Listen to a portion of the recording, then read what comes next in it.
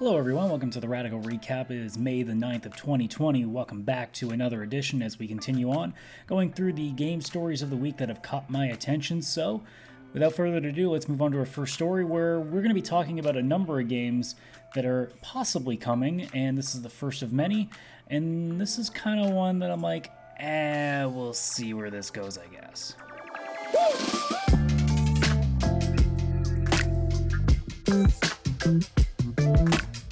So it appears that in a video, professional skateboarder Jason Dill commented saying that there is a new Tony Hawk Pro Skater coming in the works, supposedly going to be out this year.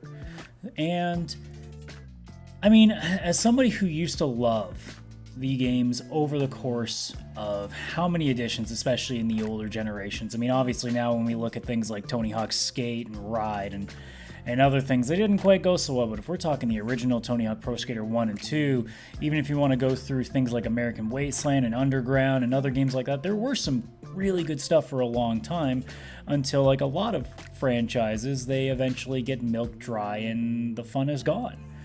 And as we've seen too, we had a new Tony Hawk just recently and it didn't do very well either, so it's hard to say if I'm actually excited at all for that, even though I'm kind of jonesing for another one. But I mean, when I say I'm jonesing for another one, it kind of means that it's got to be a good one. So if it's kind of crap, I'm not really interested. And I mean, what do you even do with a game like that, right? Like, what do you actually do to make this game fun again? I mean, we've had so many different attempts. Obviously, with the peripherals, we've had all these weird, like, arcadey stuff. They tried to go back to the roots. You know, what can they actually do to make a game in that franchise actually really good? And the answer is, I actually don't know, because it may just be that we don't really care much about those games anymore. I mean, I guess there's a proven track record of the Skate franchise that maybe there is a market out there still for these kinds of games. But it's hard to say. I mean, there are a lot of games that were really popular in the 2000s that just aren't doing anything anymore. And it's hard to say necessarily if it has anything to do with the developer themselves or if the games just aren't as fun as they used to be. Like if the same formula just doesn't work anymore. It's hard to tell. But at the end of the day, it's probably a legit thing. I mean, it sounds like there's going to be another one, and it wouldn't be that much of a shock. I mean, like I said, we've had one recently, so, you know, it's not a crazy suggestion to think that there is going to be a new Tony Hawk game again, because, I mean, you're going to keep going back to the well hoping that you can get some extra money out of it, so, you know, I can fully see that being a thing. But will the game be good? That's left to be seen. And since we're on the topic of games that are rumored to be coming back, let's go to a couple that I hope they don't screw up.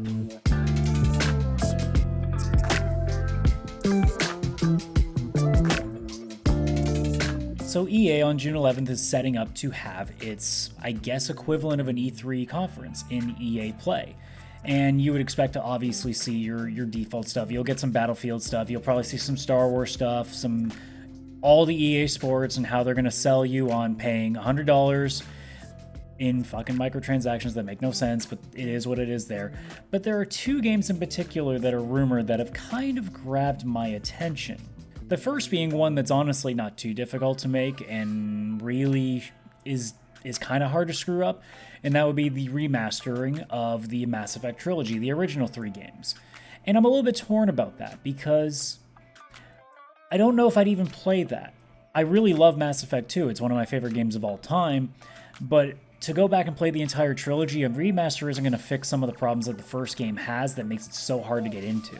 I mean, I tried to play the original game earlier this year just to go back and play some retro stuff, and it was a slog. I couldn't get myself to keep going with it because the first game, while the story is still really good, the game itself is just a bit of a struggle to get through because it's a little bit clunky. It's a proof of concept almost. Like, it's their first crack at it, and it was still good, but you know, when you compare it to all these games that we play now, it just isn't up to snuff. But the other that's a lot more interesting, and it's something I've been clamoring for a long time, is the rumored, finally, sequel, Knights of the Old Republic 3. I cannot tell you how I cannot believe that, especially with the Star Wars license, that we hadn't even heard a peep about this game for a long time now, because good lord, like, everybody was clamoring for another one ever since the second one. And this is years and years ago. This is original Xbox we're talking here. So it's been a long journey, and we still haven't seen anything about this. So to be able to get a chance to get a crack at another one of these is both amazing and frightening at the same time. Because the reality is, again, it's EA. And I know EA is being a little bit nicer lately with things like giving Jedi Fallen Order some free content. Obviously talking about how any game that you buy on the current gen, if you upgrade to next gen, you can do it for free. You know, obviously it seems like EA's trying to turn over a new leaf for probably a temporary amount of time until we kind of forgive them for a moment and then go right back to screwing us a bit. But again, it's EA, and I'm not sure I trust them with a formula that I still remember so fondly. And not to mention, BioWare at the same time is also a company that I don't trust the way that I used to either. I mean, Mass Effect Andromeda was terrible, Anthem was terrible, so they've had a track record now of 2 games in a row after being this amazing company to a company that just isn't providing what I expect from them anymore. And when we talk about a game that I'm so hyped to finally play, if this is indeed something that's going to happen in Knights of the Old Republic 3, I'm not sure that it's going to be what I expect it to be, and that's kind of what's a bit worrisome about it. But who knows, with both projects, I may actually end up liking both of them, so it's something that we'll see down the road. Now, I'm almost positive that the Mass Effect Remaster has to be true, but the Knights of the Old Republic 3 is still kind of like, they might avoid it just because BioWare might be working on other shit already, so who knows. But I mean, if it happens, and we'll just hope to God that it doesn't suck.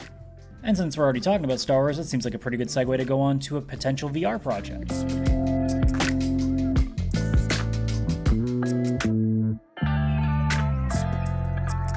So Mark Miller of ILM X Lab had announced recently that they are working on a Star Wars VR game called Vader Immortal, which is a story VR experience focusing on, you know, a little bit of a story about Darth Vader himself, which, I mean, that sounds fucking cool.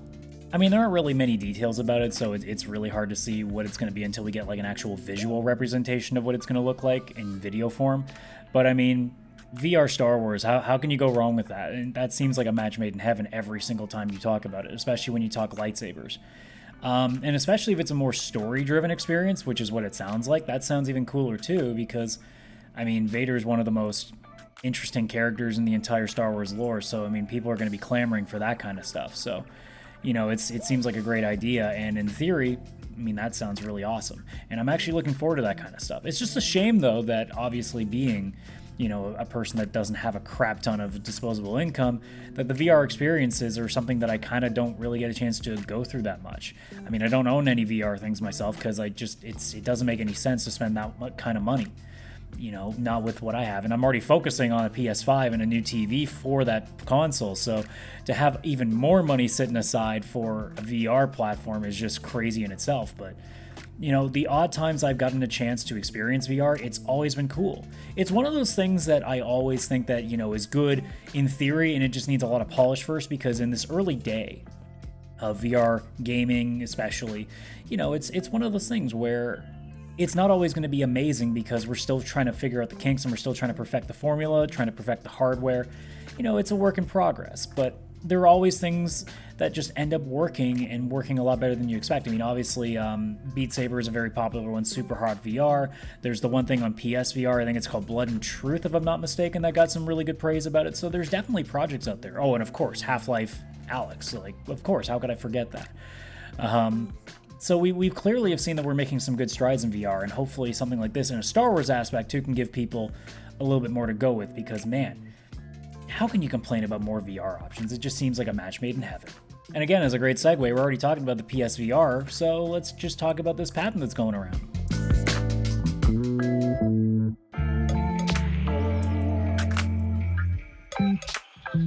So a patent seems to have been released for the PSVR that looks like it'll probably accompany the PS5 or at some point down the road. And there's definitely some interesting stuff that goes with it. I mean, they talk about things that help with motion sickness, which is a major thing. I mean, a lot of people that were playing the new Half-Life VR game were talking about how it's really hard to play it in long bursts because you feel so sick from it. So to be able to find a way to solve that problem, that sounds pretty goddamn awesome. But the other interesting thing that I saw on this patent was this technology that's supposed to actually shake your head. I wonder if it's more like almost like a rumble pack, so you get the feeling of actually like shaking and feeling stuff, that part is a little bit weird to me. You know, not necessarily because it's like, it sounds like it would be a bad idea. It's more along the lines of like, man, how are we going to actually react to that the first time we use it? Will that actually legitimately scare the crap out of us because we're not expecting to move? And especially when we're talking about, you know, being balanced on your feet, especially, I mean, PSVR, you don't necessarily have to stand up, so I guess there's that. But I mean, just the idea of anything just shaking your head and kind of freaking you out, you know, there's some people that would probably like legitimately hate it because it would scare the crap out of them, and you never know until you actually try it.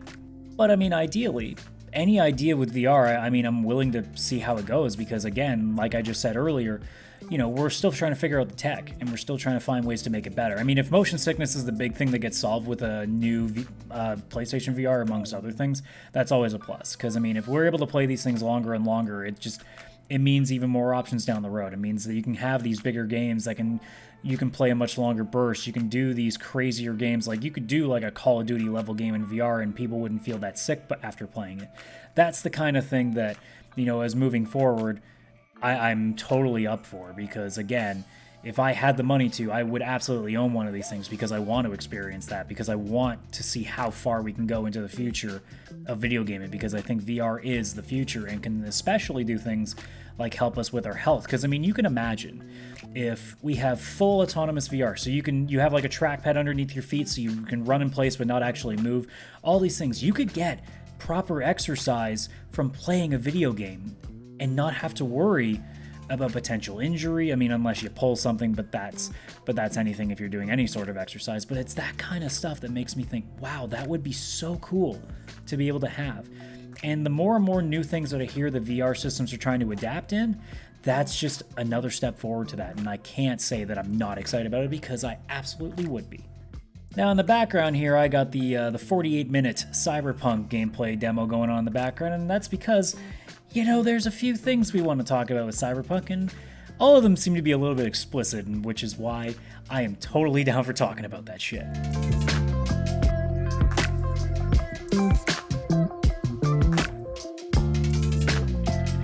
So it's become a bit of a meme, but at the same time, you know, it's also interesting to see how this goes. But it was told to us that you are going to be able to actually like fully customize your character's genitals in Cyberpunk.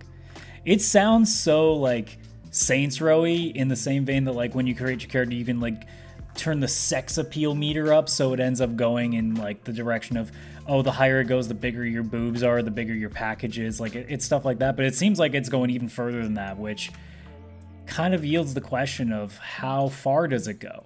You know, to have the potential of easily putting in trans characters into these games and it not being able to affect anybody personally, it's not forced upon you to, you know, to just have the option to do it. And I've said it so many times before, I'm never opposed to more options. Why would I only want this many when I could have this many, or this many, or this many, or this many, or this many? You get the idea.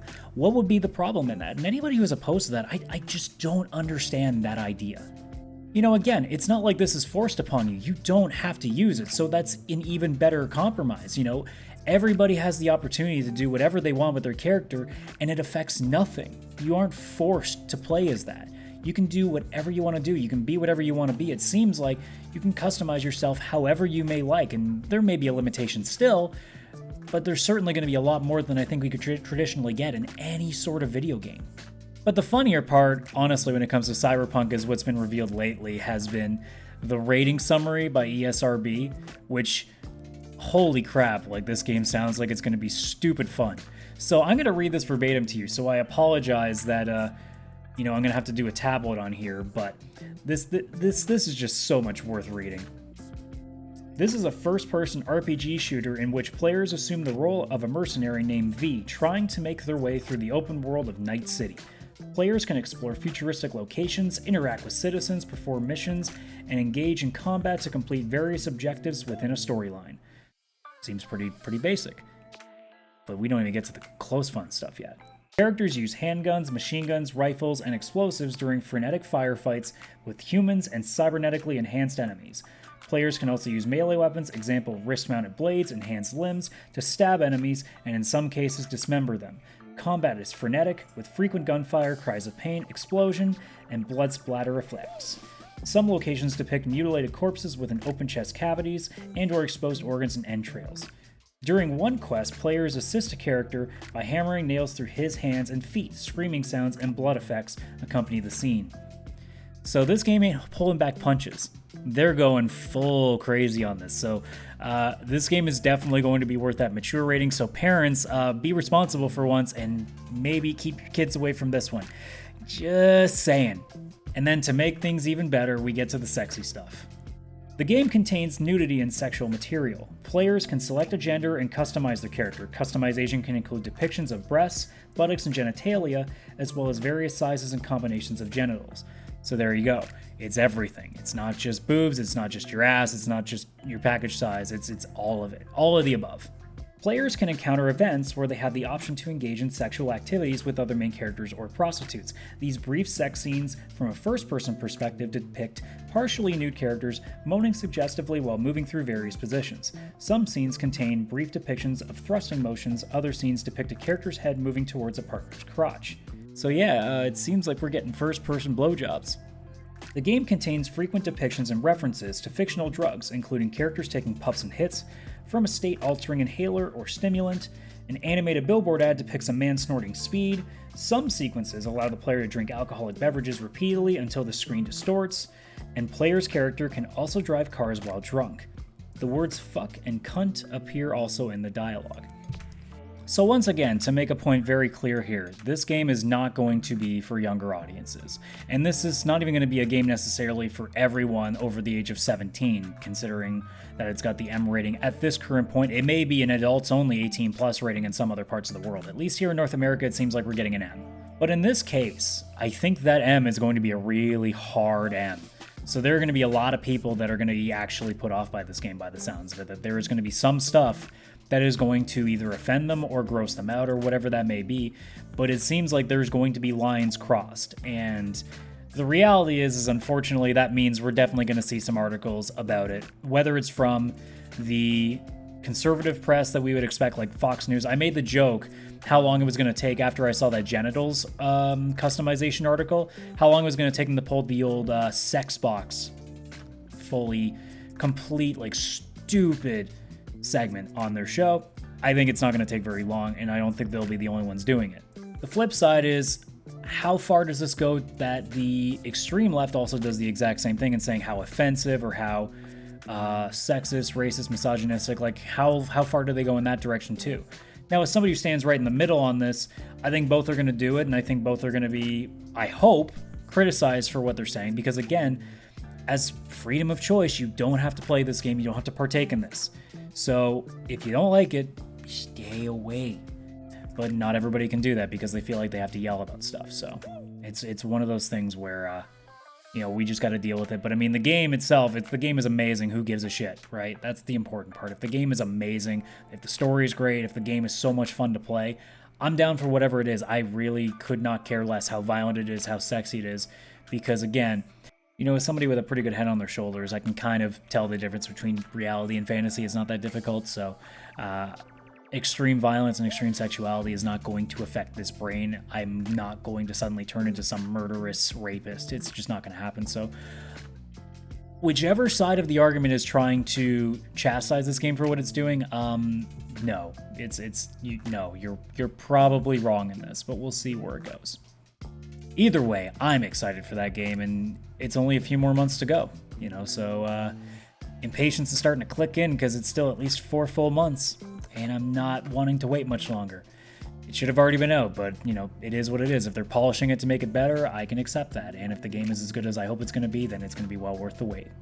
And last but not least, we had the big Inside Xbox gameplay announcements where there wasn't a lot of gameplay, but let's at least talk about the fun stuff that was in there, alright, shall we?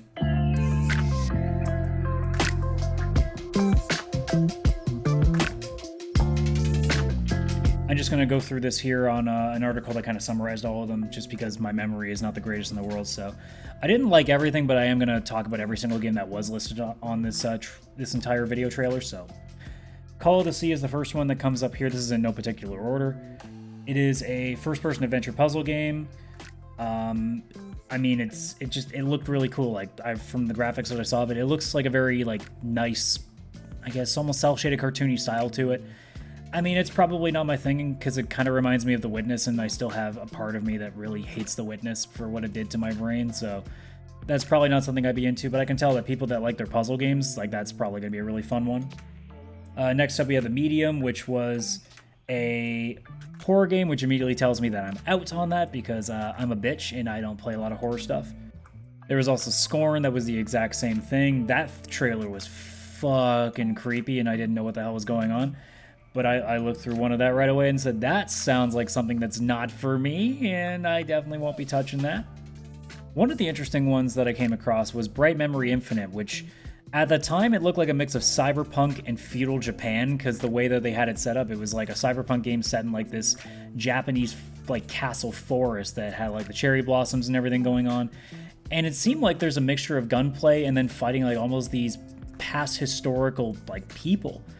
And I don't know what the hell they're going with on this, but that looked fucking cool. So I don't know what it's actually going to be, but, you know, I'm definitely curious to see where it goes because I'm down for anything where I get to shoot samurai. That sounds fucking really awesome, and I definitely want to see more of that.